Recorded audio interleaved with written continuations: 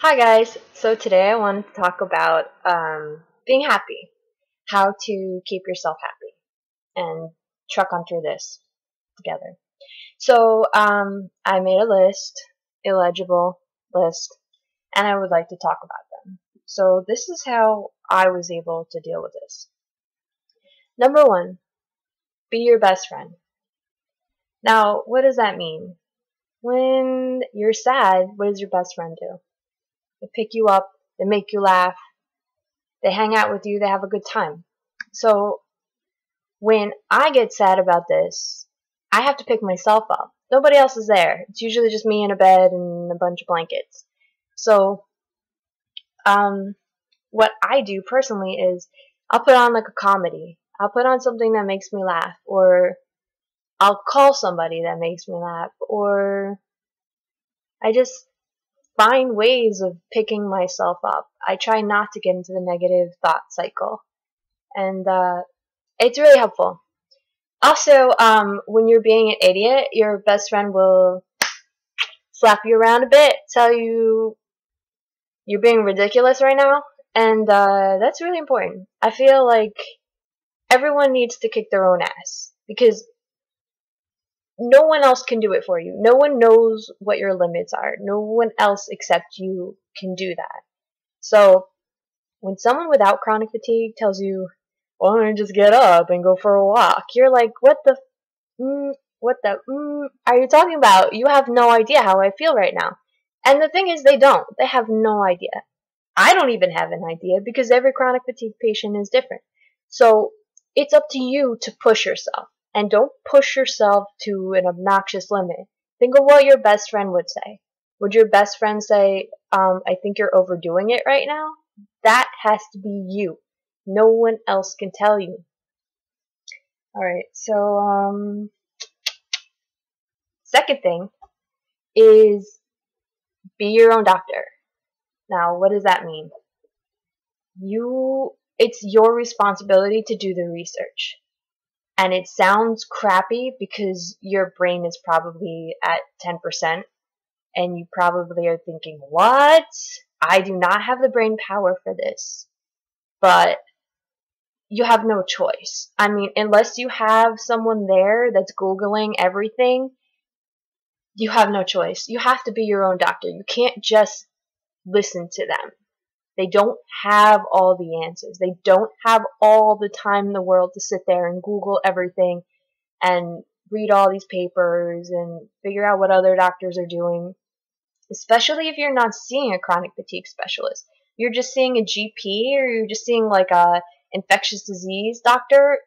They don't even know. My Lyme doctor was amazing, but she's a Lyme doctor. She's going to all these conventions for Lyme, and I have chronic fatigue. So as much as she can help me, I still have to do all my own research. I'm okay with that. I'll do the research. I'll put it on YouTube, and you guys can check that out. But none of us have all the answers, but you can't stop. You got to keep going, and it's not just a chronic fatigue doctor that you have to be for yourself. You also have to be a nutritionist. You also have to be, a neurologist. You also have to be a cardiologist. If your heart is being weird, you have to figure out why. And you're obviously not going to be perfect at it, but you just can't take anything they say at face value. You have to do all your own research. Okay. Thirdly, you have to be your own measure. And I read this on Female Entrepreneurial website, and they have some really amazing motivational quotes. I surround myself with motivational quotes because, again, I'm my own best friend. I'm like, you can do this, bitch. You got this. So I read this, and it said, don't compare your chapter 1 to someone else's chapter 11. That's 100% true. If you're looking at somebody right now and you're like, how come they can run around outside and do all these things, spend time with their children, and I can't do any of that? Honey, you are asking the wrong questions. You need to focus. Focus. on making yourself happy. What can you do in this moment? Yeah. Anyway, you have to be your own measure. So look to where you were last year. Are you better? Are you worse? You're your own measure. You're your own chapter 1 and chapter 11. Don't be looking at somebody else's chapter. Don't be looking at someone else's chapter 1, chapter 11. Honey, you're a different book. Okay. And men, honeys as well. What else? Yeah. I like to call it just being optimistically realistic. I'm not one of those people that are like, someday everything's gonna be all rainbows and sunshines and I'm gonna like run off into the sunset and all this crap. I'm pretty realistic about everything. I know that it might not get better, but what are you gonna do? You gotta keep going. I see progress and that's all I need to keep going. I see progress. So yes, that is all I have to say about that. Be your own measure. Okay. And while you're measuring yourself, you might want to keep track because if your memory is bad, you might not remember that it used to be worse. Does that make sense? Which I know it does. But, yeah, I know it does to you if you don't have a memory. You know what I'm talking about. So, be your own measure and keep track of that so you can remember. Now, the next one is be in tune with yourself. You have to be so in tune with yourself that you know if you take 1 gram of something and it bothers you, you notice. 1 gram. That's it. I have, for example, I've cut off sugar. If I take more than 4 grams of sugar, I'm out like a light. Out. Flat, done, out. I had a cough drop once at work. Everybody, who's had a cough drop that's not sugar-free? So I'm at this kid's desk and I'm like, what's this? Let me get one. So he gives it to me. I'm like, it's sugar-free, right? Oh yeah, it's sugar-free. Take it. I'm out. I had to go lay in the hallway at work. Like, but it's like we're kind of 50. So I had that and I was out in the hallway and I'm like, I just have to lay here until the sugar passes through me, which luckily 4 grams is only 30 minutes. And I was like, this has to have sugar in it. I Googled it. It has 4 grams of sugar. So I knew with 4 grams. So you have to be completely in tune. A lot of that has to do with being your own nutritionalist and cutting things out of your diet. Because, yeah, they might not be the reason that you're tired, but they sure as hell can help if you cut them out. So, if that makes sense. But you won't know until you're in tune with yourself. So you really have to be in tune with the little things that add up in your life. Not just food, people, activities. Certain activities bother me. Certain activities don't bother me.